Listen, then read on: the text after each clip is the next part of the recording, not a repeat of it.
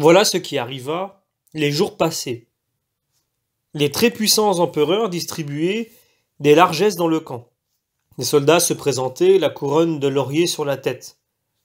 L'un d'eux, plus soldat de Dieu, plus intrépide que tous ses compagnons, qui s'imaginaient pouvoir servir de maître, se distinguait de tous les autres parce qu'il s'avançait la tête nue et tenant à la main sa couronne inutile, manifestant ainsi qu'il était chrétien. Et tous, de le montrer au doigt, de loin on le raille, de près on s'indigne, la clameur arrive jusqu'au tribun. Les soldats se présentent à son rang. Pourquoi, lui dit aussitôt le tribun, es-tu si différent des autres?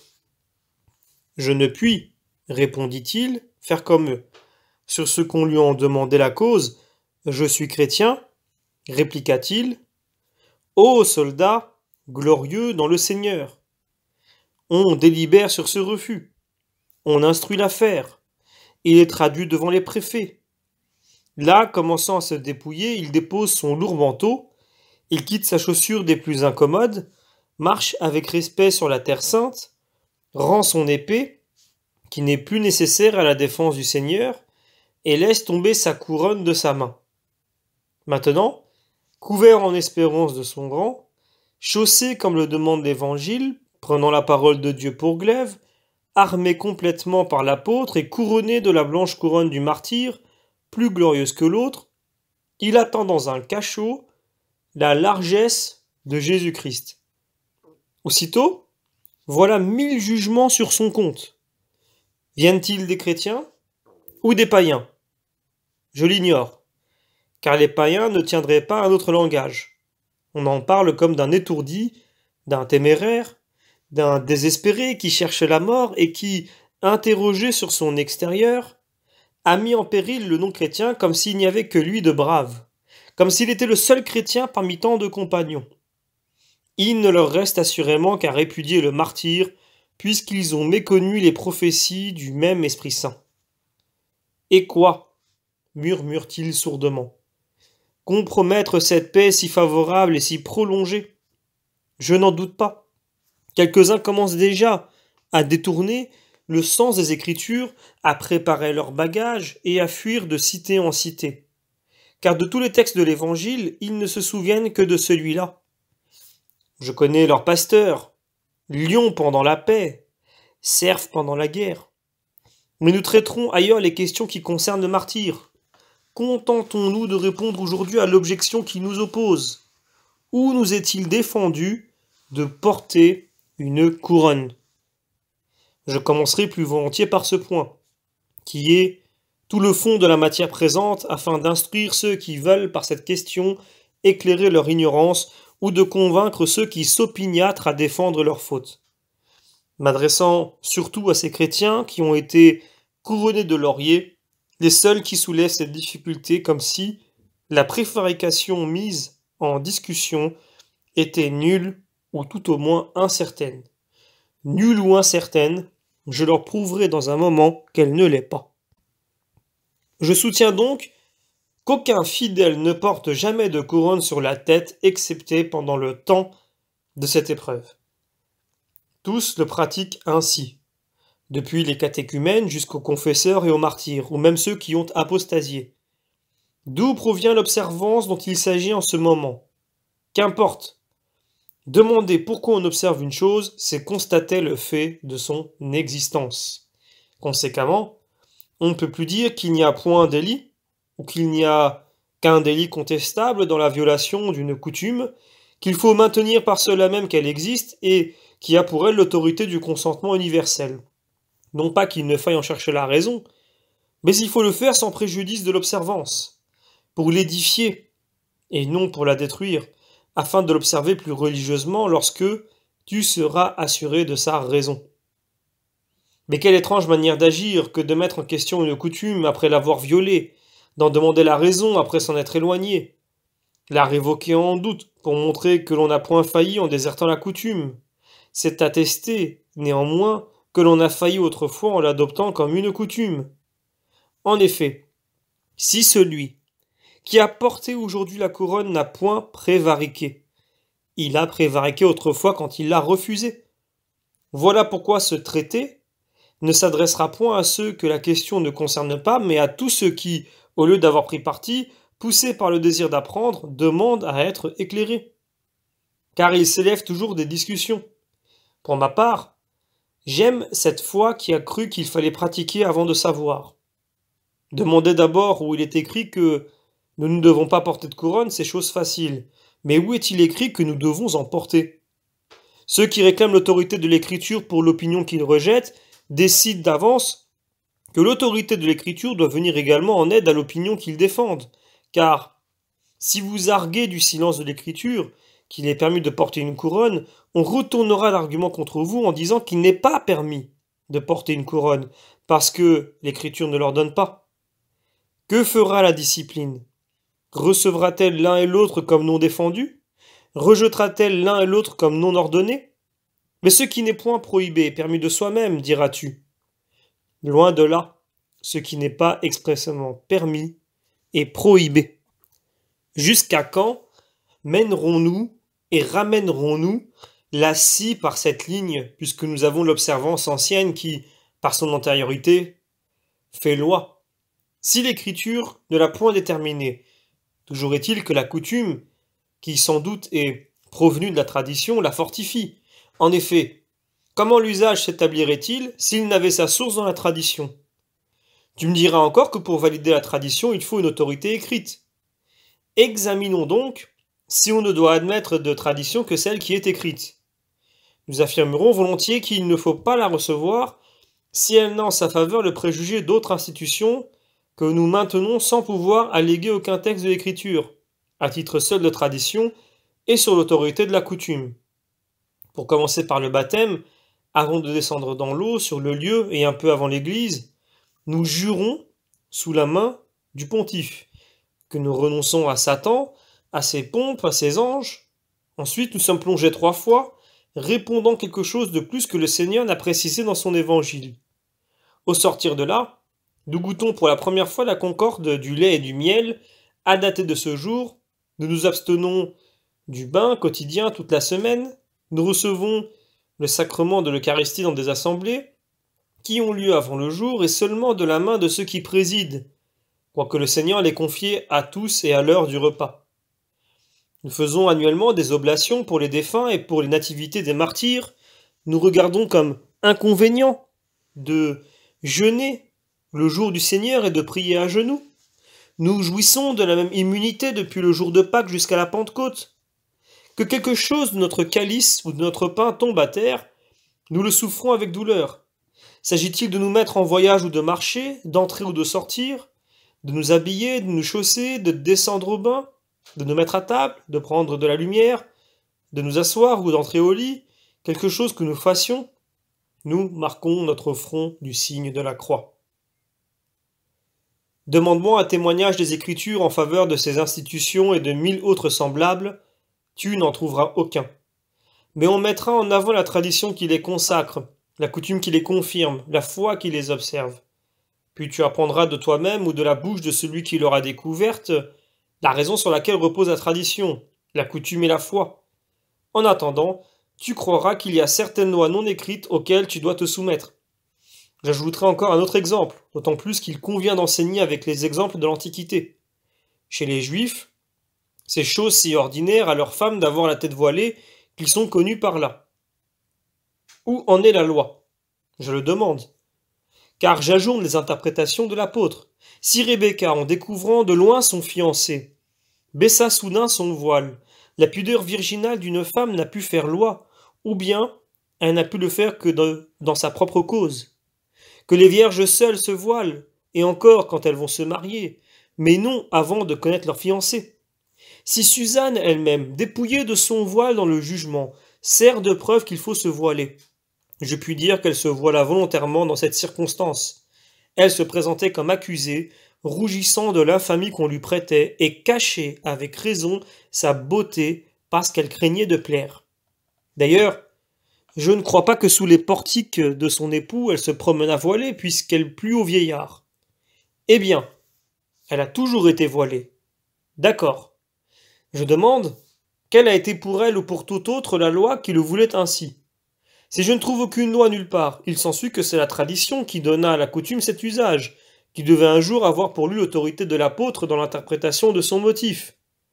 Il sera donc manifeste par ces exemples qu'une tradition non écrite est confirmée par la coutume, fidèle témoin que c'est une tradition approuvée, et se justifiant par la continuation de soi-même, peut se défendre et se maintenir dans l'observance. La coutume elle-même, dans l'absence de la loi, est reçue pour loi dans les choses civiles. Qu'elle repose sur une écriture ou sur la raison, il n'importe, puisque la loi elle-même n'a d'autre fondement que la raison. Or, si la loi réside dans la raison, tout ce qui réside dans la raison sera loi, quel qu'en soit l'auteur. Ne penses-tu pas qu'il soit loisible à chaque fidèle de concevoir et d'établir une chose, pourvu seulement qu'elle soit en conformité avec Dieu, qu'elle profite à la discipline et contribue au salut, puisque le Seigneur a dit: pourquoi ne discernez-vous pas de vous-même ce qui est juste? Ce qu'il applique non seulement aux choses qui appellent un jugement, mais aussi à toutes celles qui ont besoin d'être examinées et décidées. L'apôtre dit encore: si vous ignorez quelque chose, Dieu vous le révélera. Lui-même avait coutume de donner des conseils là où le précepte du Seigneur ne parlait pas, et de prescrire certaines choses comme venant de lui-même. Aussi avait-il l'Esprit de Dieu qui enseigne toute vérité. Ses conseils et ses prescriptions sont donc reçus comme des ordonnances divines, parce qu'ils ont pour eux le patronage de la raison divine. Quelle est cette raison? Demande-la, mais toujours en respectant la tradition, quel qu'en soit l'auteur. Considère non pas l'auteur, mais l'autorité, et principalement l'autorité de la coutume.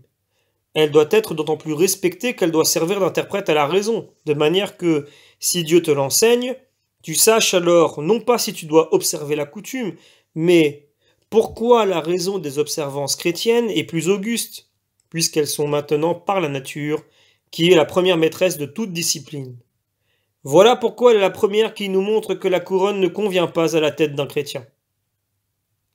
Si je me trompe, c'est le Dieu de la nature, c'est notre Dieu qui a formé l'homme et disposé en lui des sens.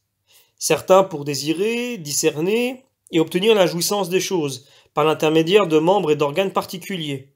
Il a creusé l'ouïe dans les oreilles, il a allumé le regard dans les yeux, il a enfermé le goût dans la bouche, il a livré dans les narines l'odorat à tous les souffles, il a placé l'intelligence dans le toucher des mains. C'est par ces organes, mis au service de l'homme extérieur, que l'âme jouit des dons divins. Quels fruits retire-t-on des fleurs? La matière essentielle, ou du moins la matière principale des couronnes, ce sont les fleurs du champ. C'est l'odeur, me réponds-tu, ou la couleur, ou bien nul et l'autre à la fois. Eh bien, quel sens affecte la couleur et l'odeur? La vue, j'imagine, et l'odorat. Quel est le siège de ces sens? Les yeux et les narines, si je ne me trompe. Jouis donc de ces fleurs par la vue et par l'odorat, puisque ce sont les sens propres à ces fleurs. Jouis-en par les yeux et par les narines, puisque ce sont les organes où siègent ces sens. La substance t'a été communiquée par Dieu, l'usage vient du monde. Toutefois, un usage illégitime ne peut prescrire contre l'usage légitime. Que les fleurs tressées ou enlacées en bouquet, retenues par la soie ou par le jonc, soient pour toi, ce qu'elles sont abandonnées à elles-mêmes et libres, une chose que l'on regarde ou que l'on respire. Si tu as tant de goût pour un faisceau de fleurs, réunis l'une à l'autre afin d'en porter avec toi un plus grand nombre à la fois et d'en respirer le parfum en même temps. Cache-les dans ton sein, puisqu'elles ont tant de pureté. Répands-les sur ta couche, puisqu'elles ont tant de délicatesse. Confie-les à la coupe, puisqu'elles ont tant d'innocence. Jouis-en autant de fois que tu as de facultés. Mais, placées sur ta tête, quel plaisir te donne-t-elle? En quoi une couronne te profite-t-elle plus qu'un bandeau? La couleur t'échappe, le parfum n'arrive pas jusqu'à tes narines. La délicatesse est perdue pour toi. Il est aussi contraire à la nature de rechercher des fleurs pour sa tête que des aliments pour l'oreille ou des sons pour les narines. Or, tout ce qui est contre nature mérite, dans l'opinion de tous, la dénomination de monstre. Chez nous, il est flétri par le mot de sacrilège contre le Dieu maître et auteur de la nature. La loi de Dieu, demandes-tu. Tu as cette loi commune exposée à la face du monde et gravée sur les tables de la nature, auquel l'apôtre a coutume d'appeler, comme par exemple à l'occasion du voile des femmes. La nature vous l'enseigne, dit-il, ou bien lorsqu'il est écrit aux Romains, les gentils accomplissent par nature ce que la loi commande. Il leur propose donc et la loi naturelle et la nature légale. Et il y a plus.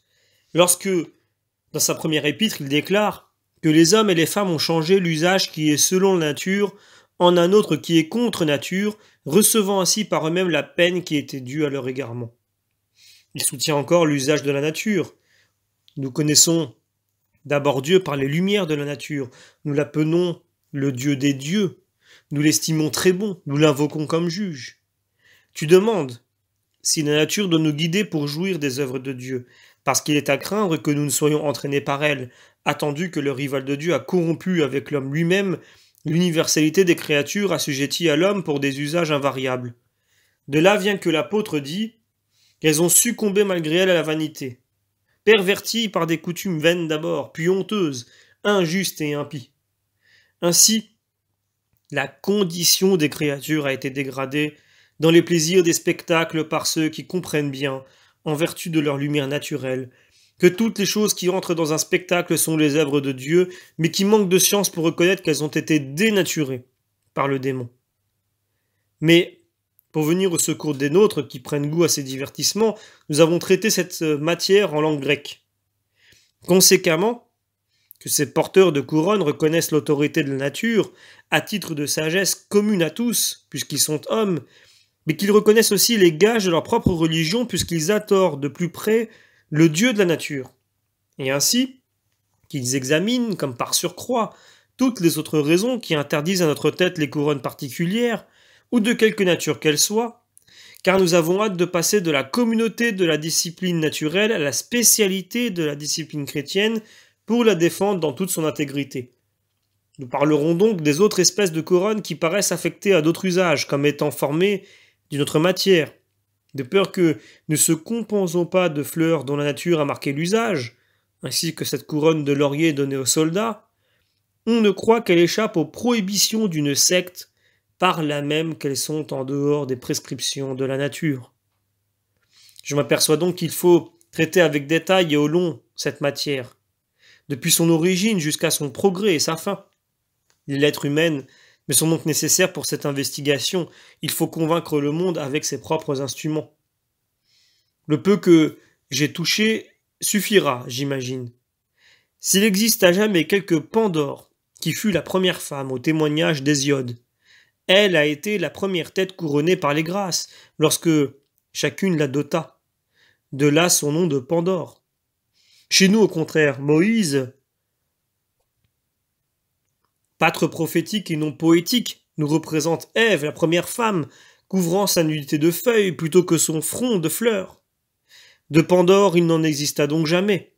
Mais il faut rougir de l'origine de la couronne. Elle est née du mensonge. Pénétrons maintenant dans la vérité de son origine.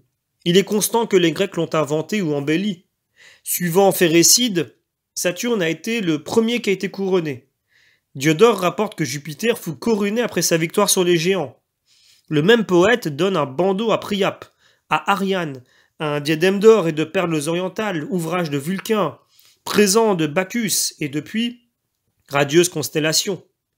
Callimaque environne Junon de Pampre. Voilà pourquoi sa statue, entourée de feuilles de vigne à Argos et foulant en pied une peau de lion, montre cette marâtre étalant avec orgueil les dépouilles triomphales de ses deux beaux-fils.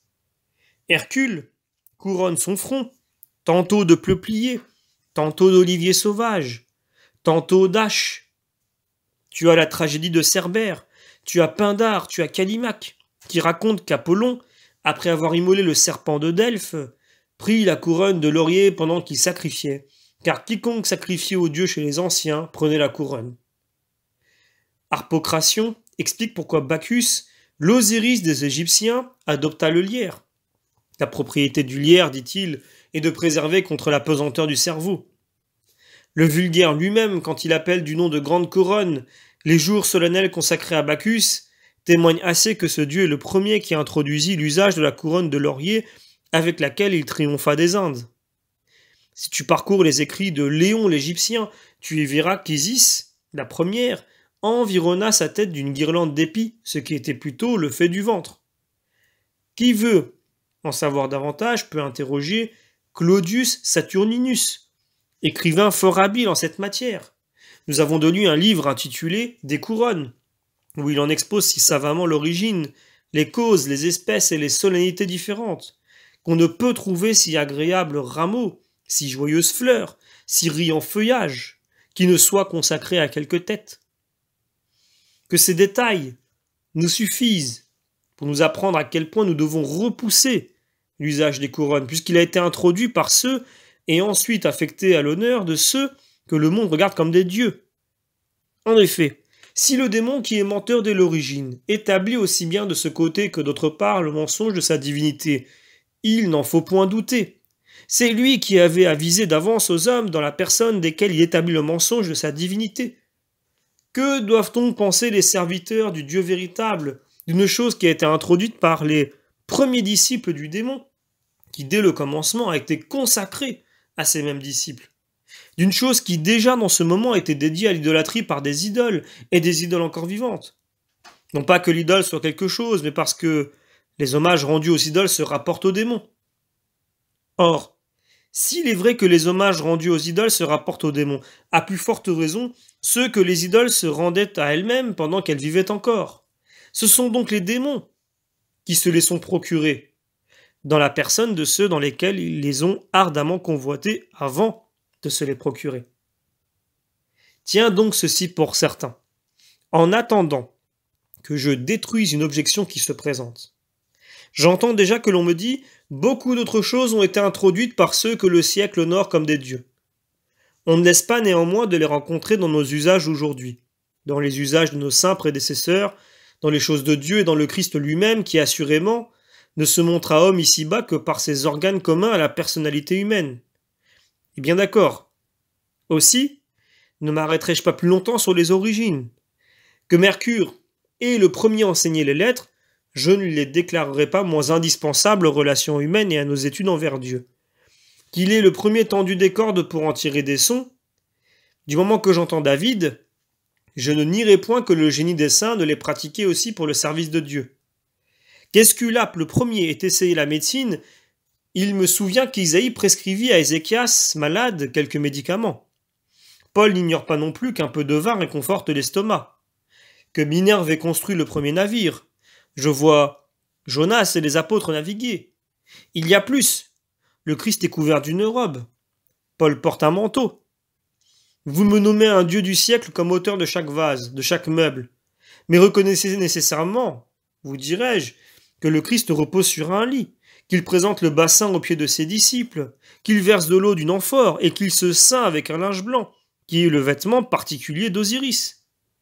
Je réponds donc à cette question dans tous ces points, en accordant que l'usage de ces meubles est commun à tous, mais en les distinguant en légitime et illégitime, parce que l'usage nous trompe, en nous cachant la corruption de leur situation présente, par laquelle ils sont sujets à la vanité.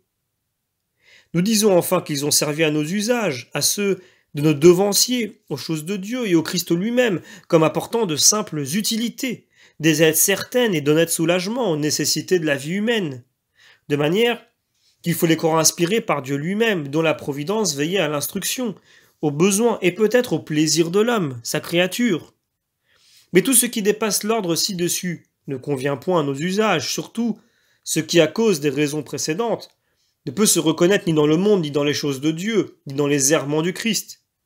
D'ailleurs, quel patriarche, quel prophète, quel lévite ou quel prêtre, quel préposé, en un mot, quel apôtre, quel évangéliste, quel évêque, se trouve avoir été couronné.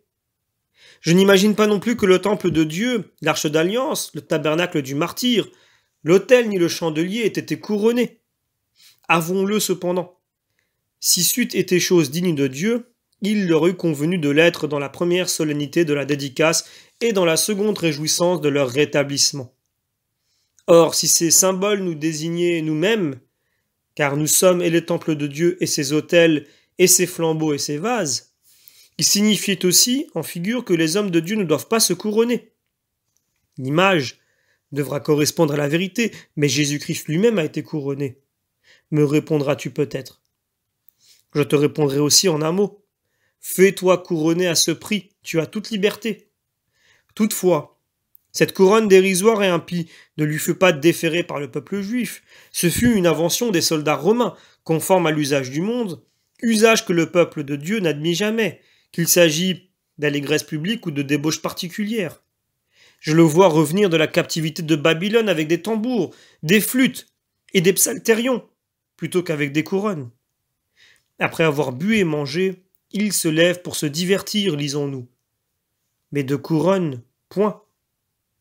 En effet, la description de sa joie, ou la censure de sa débauche, n'eût pas gardé le silence sur l'honneur ou le déshonneur de ses couronnes. De même, quand Isaïe dit « Ils boivent le vin au milieu des tambours, des flûtes et des psaltérions », il ne pas manquer d'ajouter « et des couronnes », si cet usage eût jamais existé dans les choses de Dieu. Ainsi, lorsque tu allègues que les ornements des dieux du siècle se rencontrent aussi chez le Dieu véritable, pour en conclure que la couronne est d'un usage commun à tous, tu établis pour toi-même cette loi. Il ne faut participer à l'usage de quoi que ce soit qui ne se rencontre pas dans les choses de Dieu. En effet, quoi de si indigne de Dieu que ce qui est digne d'une idole? Quoi de si digne d'une idole que ce qui est digne d'un mort? Car c'est chose qui appartient à des morts que d'être couronnés, puisque ces morts deviennent sur le champ des idoles et par leur forme et par leur culte qui les consacre, ce qui est, à notre avis, la seconde idolâtrie. À ceux donc qui manquent de sentiment, d'user de la chose dont ils n'ont pas le sentiment comme s'ils voulaient en abuser, dans le cas où ils ne seraient pas privés de sentiment, car il n'y a point de différence entre abuser d'une chose, soit que la vérité de l'usage cesse avec le sentiment, soit que l'on en puisse abuser à sa volonté, par l'absence de la chose elle-même. Quant à nous, l'apôtre ne nous permet pas d'abuser, puisqu'il nous enseigne plutôt à ne pas user de tout, si ce n'est, toutefois, que ceux qui n'ont pas de sentiment n'abusent pas, parce que tout est néant dans ce culte. L'adoration est une œuvre morte quant à l'idole, mais elle est vivante quant au démon, auquel s'adresse la superstition. Qu'est-ce que les idoles des nations? S'écrie David. De l'argent et de l'or. Elles ont des yeux et ne voient pas, des narines et elles ne respirent pas, des mains et elles ne touchent pas. Car c'est par ces organes que l'on jouit des fleurs. Que s'il prédit à ceux qui fabriquent des idoles qu'ils leur ressembleront, ceux-là leur ressemblent déjà qui usent des ornements consacrés aux idoles. Tout est pur pour ceux qui sont purs, de même, tout est impur pour ceux qui sont impurs. Or, quoi de plus impur que les idoles? Au surplus, toutes les substances, en tant que créatures de Dieu, sont pures et à ce titre sont d'un usage commun. Mais la manière d'en user n'est point indifférente. En effet, j'immole un coq pour moi, de même que Socrate pour Esculape. Que l'odeur de quelques liens me répugne, je brûle quelques parfums d'Arabie. Sans doute, mais non avec les mêmes rites, les mêmes insignes, les mêmes cérémonies que devant une idole. Si en effet, la simple parole suffit pour souiller la créature au témoignage de l'apôtre, si quelqu'un vous dit « ceci a été immolé aux idoles, n'y touchez point », à plus forte raison est-elle souillée que vous dansez avec le vêtement, le rite et la cérémonie des idoles, ainsi la couronne devient chose consacrée aux idoles. Avec ce rite, ce vêtement et ces cérémonies, elle est immolée à ses propres auteurs dans la personne de l'idole. Aussi le chrétien ne doit-il pas participer à un usage qui lui aurait spécialement réservé, puisqu'il ne se trouve point parmi les choses de Dieu. Voilà pourquoi l'apôtre s'écrie « Fuyez l'idolâtrie ». Donc toute espèce d'idolâtrie tout entière. Regarde-la comme une forêt épaisse où se cachent des épines sans nombre. Il ne faut rien donner à l'idole, si l'on ne peut rien accepter de l'idole. Si c'est chose contraire à la foi que de s'asseoir à la table des idoles, que sera-ce de paraître avec les insignes de l'idole? Qu'y a-t-il de commun entre le Christ et Bélial? Voilà pourquoi il nous dit « fuyez », car il nous recommande un long divorce avec l'idolâtrie dont nous ne devons jamais approcher en quoi que ce soit. En effet, le dragon terrestre tue de loin les hommes par son souffle. Jean va plus loin encore. Mes petits enfants, gardez-vous des idoles, dit-il. Non pas seulement de l'idolâtrie en tant que culte, mais des idoles, c'est-à-dire de tout ce qui en a l'apparence. Image du Dieu vivant. Te convient-il de devenir l'image d'une idole et d'un mort? Jusqu'ici, nous avons prouvé que cet usage des couronnes est consacré aux idoles, soit par son origine, soit par la superstition de ses pratiques. De ce qui ne se trouve pas parmi les choses de Dieu, nous en concluons principalement qu'il appartient surtout à ceux dans les antiquités desquels ils se rencontrent, ainsi que dans leur solennité et leurs cérémonies. En un mot, leurs temples, leurs victimes, leurs autels, leurs sacrificateurs et leurs prêtres eux-mêmes portent des couronnes. Ouvre, Claudius. Tu y trouveras les couronnes de tous les collèges des prêtres. Nous avons aussi mêlé à cette discussion la distinction des usages légitimes et illégitimes, pour aller au-devant de ceux qui, prenant occasion de quelques exemples, soutiennent la communauté en toutes choses. Il ne reste donc plus sur ce point qu'à examiner les causes de cet usage, afin que, montrer qu'elles sont étrangères, il y a mieux, qu'elles sont opposées à la discipline, ce soit autant de preuves qu'aucune d'elles n'a en sa faveur le patronage de la raison, pour qu'une pareille coutume puisse être commune aux païens et aux chrétiens, malgré les exemples de quelques-uns que l'on nous oppose. En effet, pour commencer par la raison qui a introduit la couronne militaire, il faut examiner préalablement, j'imagine, si la milice est chose entièrement licite aux chrétiens. Comment discourir d'ailleurs des accidents si l'essence et le principe sont blâmables? Croyez-vous qu'il soit permis à un chrétien d'ajouter au serment fait à Dieu, le serment fait à un homme, et de s'engager à un autre maître quand il s'est engagé au Christ? D'abjurer père, mère, toute espèce de prochain que la loi recommande d'honorer et d'aimer après Dieu, que l'Évangile lui-même a honoré en mettant au-dessus d'eux Jésus-Christ seulement? Lui sera-t-il permis de vivre l'épée à la main quand le Seigneur a déclaré que quiconque se servait de l'épée périrait par l'épée? Ira-t-il au combat, le fils de la paix, auquel la dispute n'est même pas permise? Infligera-t-il à autrui les chaînes, la prison, les tortures et les supplices, lui qui ne sait pas venger ses propres injures? Entrera-t-il au poste pour autre que pour Jésus-Christ et le jour du Seigneur, quand il ne le fait pas même pour le Christ? Veillera-t-il devant les temples auxquels il a renoncé? Soupera-t-il au lieu qu'interdit l'apôtre? Ceux qu'il a mis en fuite le jour par ses exorcismes, les défendra-t-il la nuit? S'appuyant et se reposant sur la lance avec laquelle a été percé le côté de Jésus-Christ? Portera-t-il l'étendard rival du Christ? Demeurera-t-il la livrée du prince, celui qui a déjà reçu celle de Dieu? La mort qui attend la trompette de l'ange pour se réveiller, sera-t-il troublé par la trompette qui réveille le soldat? Le chrétien sera-t-il brûlé, d'après la discipline du camp, lieu auquel il n'est pas permis de brûler et à qui le Christ a remis la peine du feu? Combien d'autres actes dans le service militaire qui ne peuvent être attribués qu'à la prévarication? N'est-ce pas déjà une prévarication que de s'enrôler du camp de la lumière dans le camp des ténèbres? Toutefois, autre chose est de ceux que la foi est venue trouver plus tard sous le drapeau, ainsi de ceux que Jean admettait au baptême, ainsi que des fidèles centurions que Jésus-Christ approuve et que Pierre catéchise, pourvu cependant qu'après avoir embrassé la foi et s'être engagé à la foi, on quitte la milice comme plusieurs l'ont pratiqué, ou du moins que l'on prenne garde de toute manière de commettre contre Dieu des choses qui ne permettent pas même le service militaire, ou enfin que l'on souffre jusqu'à l'extrémité pour Dieu, ce qu'ordonne également la foi païenne, car la milice ne promet ni l'impunité des forfaits, ni l'immunité des martyrs.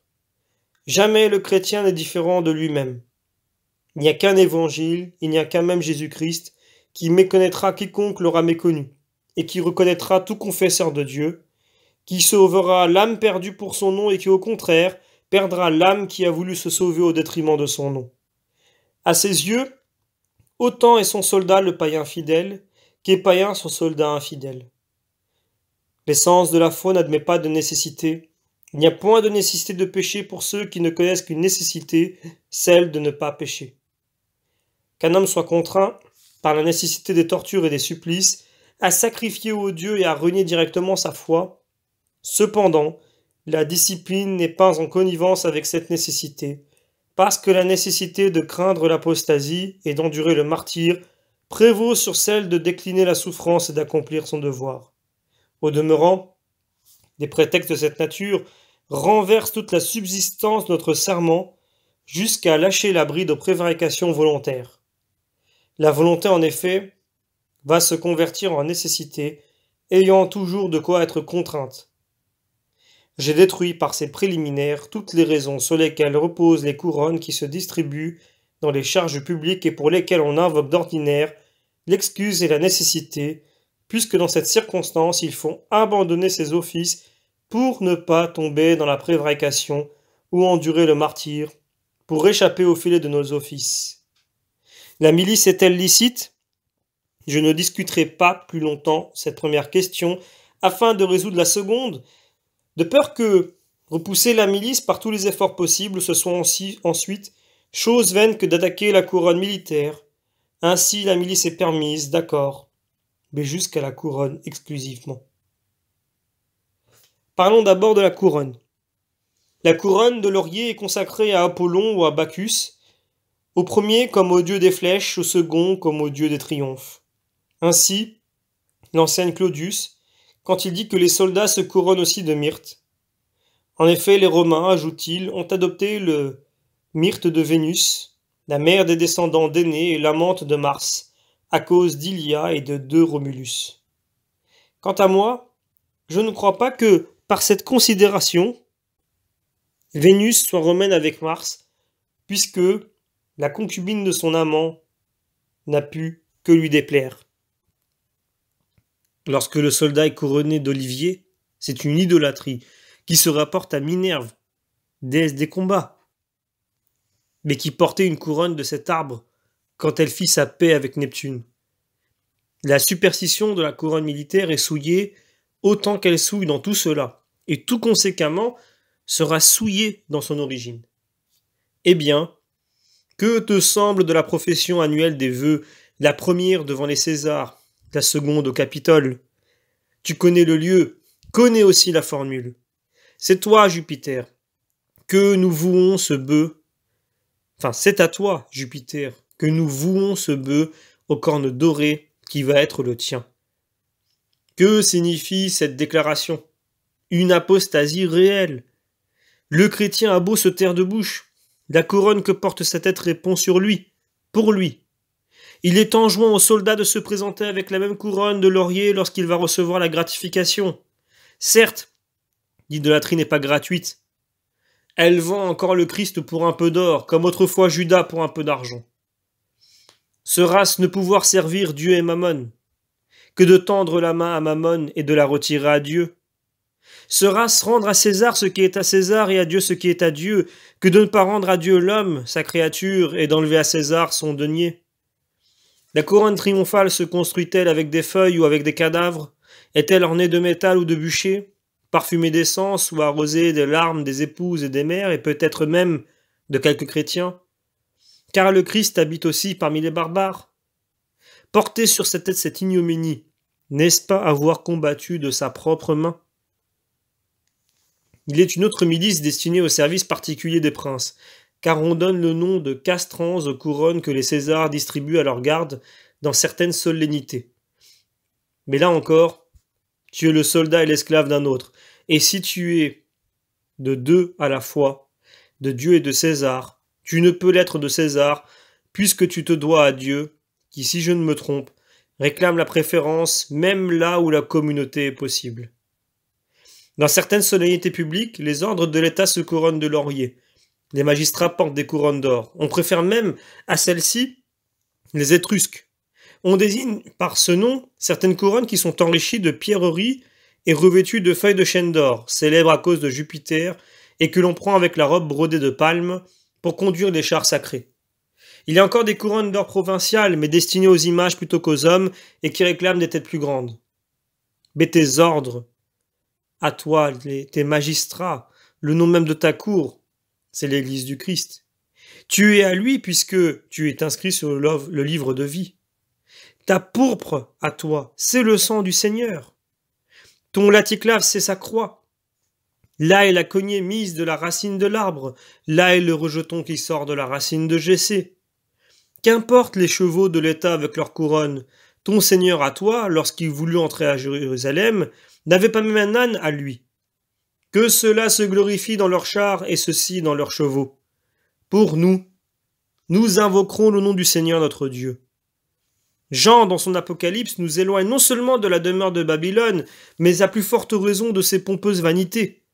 La multitude se couronne aussi, tantôt pour fêter les triomphes et la prospérité des princes, tantôt pour célébrer les fêtes particulières à chaque municipe. La débauche et l'assaisonnement de toutes ces réjouissances publiques. Mais toi, étranger de ce monde, tu es le citoyen de la Jérusalem céleste. Nous vivons déjà dans le ciel, dit l'apôtre. Là sont les rôles où tu es inscrit, là sont tes fastes, tu n'as rien de commun avec les joies du siècle. Que dis-je? Tu dois faire le contraire de ce qu'il fait. Le monde, en effet, se réjouira, mais vous, vous pleurerez. Bienheureux, d'ailleurs, s'écrie-t-il, bienheureux ceux qui pleurent et non ceux qui portent des couronnes. Les époux portent encore des couronnes le jour de leurs noces. Aussi ne contractons-nous point de mariage avec les païens de peur qu'ils ne nous conduisent à l'idolâtrie par laquelle ils commencent les noces. Tu as la loi des patriarches, tu as l'apôtre qui t'enjoint de te marier dans le Seigneur. L'esclave dans le monde a franchi sa couronne également, mais toi, tu es racheté par le Christ, et même à un grand prix. Comment le monde affranchira-t-il l'esclave d'autrui? Quoique cet affranchissement s'appelle liberté, ce n'est au fond que servitude. Tout est imaginaire dans le monde, il n'y a rien de vrai. Tout à l'heure, lorsqu'il semblait à l'homme que tu fusses libre, tu étais le racheté du Christ, et maintenant, tu es l'esclave du Christ, quoique tu sois affranchi par l'homme. Si tu estimes véritable la liberté du siècle, jusqu'à le témoigner par la couronne que tu portes, tu es rentré sous la servitude de l'homme que tu prends pour la liberté, et tu as perdu la liberté du Christ que tu prends pour la servitude. Ne dirons-nous rien des causes pour lesquelles des couronnes se distribuent au théâtre ou dans l'arène, et qu'il suffit de nommer pour les condamner? Je veux dire, des causes sacrées et funèbres. En effet, que reste-t-il à faire sinon à couronner Jupiter olympien, Hercule le Néméen, le chétif Archémore, et l'infortuné Antinous, dans la personne du chrétien, pour servir lui-même de spectacle là où il ne lui est pas permis de regarder. Nous avons exposé, j'imagine, toutes les causes. Pas une qui ait avec nous quelque chose de commun. Elles sont toutes étrangères, profanes, illicites, abjurées par nous le jour où nous avons prononcé notre serment.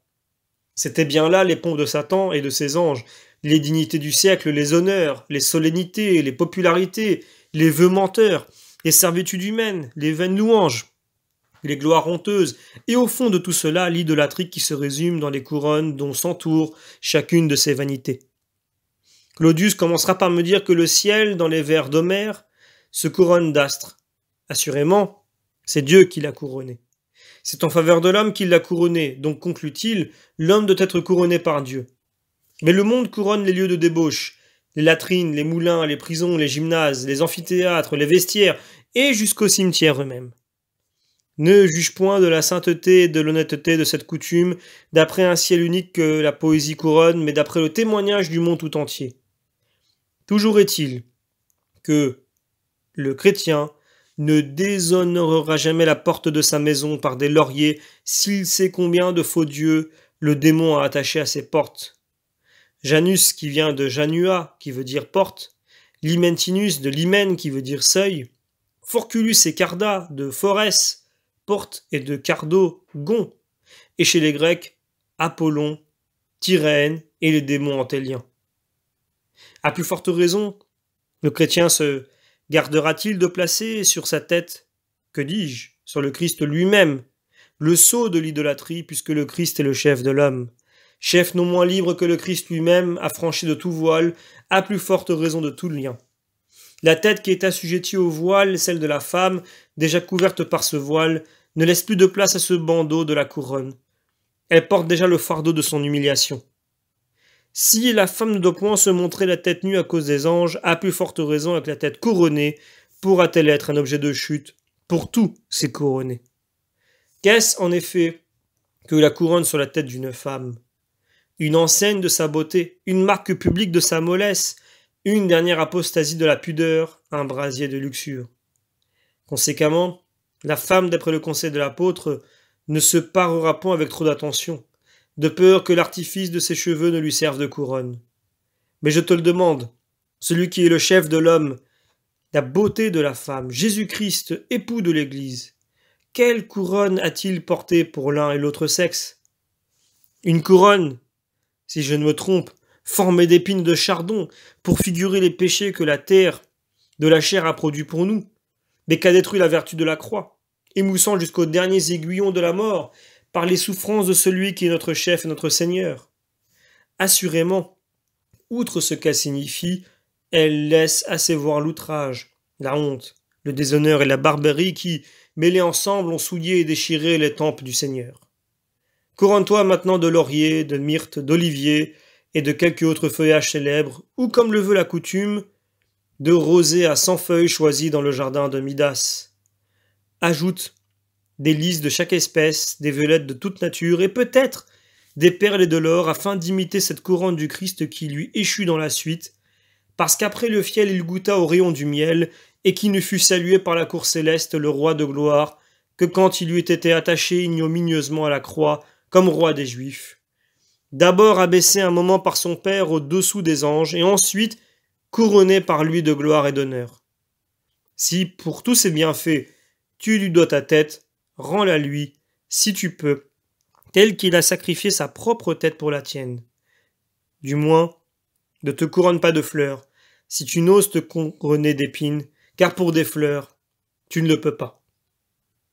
Conserve à Dieu sa chose intacte, à lui de la couronner s'il le veut. Que dis-je? Il le veut. En un mot, il nous y invite. À celui qui vaincra, dit-il, je donnerai la couronne de la vie. Sois donc fidèle jusqu'à la mort. Combat le bon combat après lequel l'apôtre attend avec confiance la couronne qui lui est réservée. L'ange montant sur un cheval blanc pour vaincre reçoit aussi la couronne de la victoire. Un autre se part des feux de l'arc-en-ciel dans les prairies de l'immortalité. Les vieillards siègent aussi la couronne en tête.